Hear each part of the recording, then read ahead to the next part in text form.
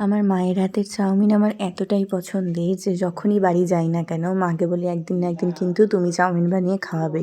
অল্প তেলে ঝুরঝুরে চাউমিন মা বানায় নিরামিষ করেই, নানান রকম সবজি দিয়ে বানিয়েছিল আজকে।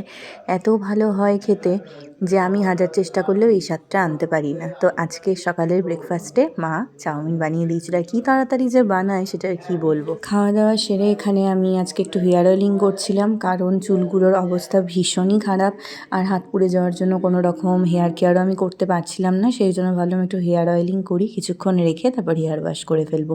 দুপুরবেলায় মা আজকে রেখেছিল আমার পছন্দের ডবল ডিমের কারি। তারপরে খাওয়া দাওয়া সেরে বাইরের বারান্দাটায় একটুখানি দাঁড়িয়ে চুল শুকিয়ে নিচ্ছিলাম। সন্ধেবেলায় একটু বেরিয়েছিলাম মায়ের সাথে বাজারের দিকে, এই বাড়িতে আসবো আর মায়ের সাথে একদিনও বেরোবো না তা তো হয় না। তারপর দুজন মিলে কাজ সেরে গিয়েছিলাম ফুচকা খেতে।